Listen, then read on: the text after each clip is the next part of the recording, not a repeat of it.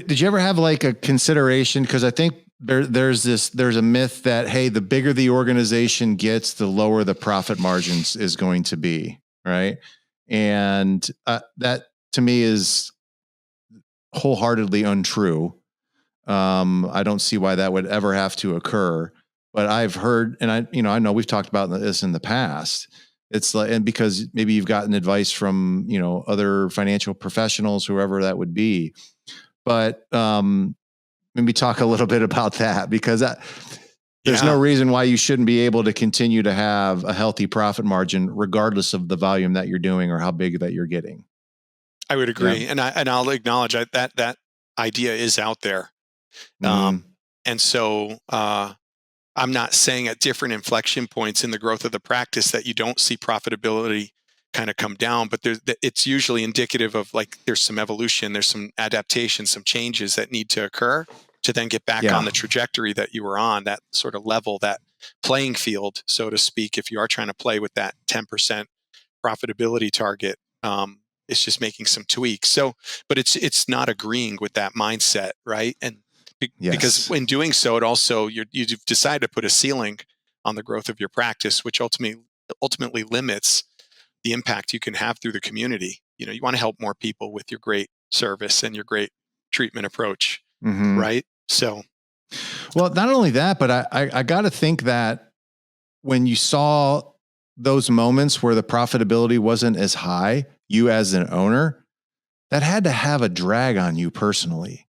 It does, and maybe talk a little bit about like the emotional aspect that has on someone because here you have this practice that you're putting all your life energy in, like you're just giving it 150%. And then you look at the exchange for that and it's 2%. And you're like, I can see why owners get burnt out. It's like, what am I doing this for?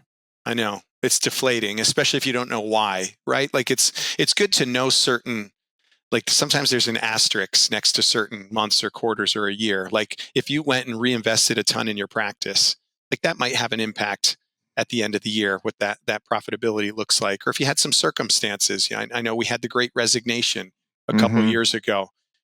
I mean, when you look at historic and you benchmark across the country, that was the biggest turnover private practices experienced across the country. So if anyone's feeling like they were all alone during that storm, they weren't.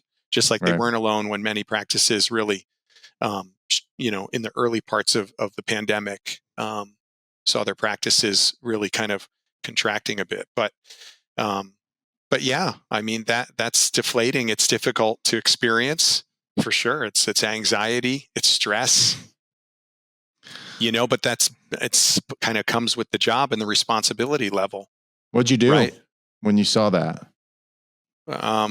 I mean, it depends on the different inflection points and where I was seasonally, like throughout 20 years, right? Like maybe in the earlier years, I especially was panicking, in the middle years, started getting a little bit more able to keep a perspective about it. The later years sort of had plans built in, right? When we talk about that reserve fund and maybe a rainy day fund, we had a line of credit. There was like a little bit more insulation, right? A lot more kind of points to sort of insulate the practice. So it's like, okay, don't like this right now, but I've prepared of moments when we're blitzed. If this is like, again, going back to sports, but so that we can get up, dust ourselves off, look around. Are you good? You good? Yeah, we're good. Okay, great. So let's reset. Let's get on with this and move forward.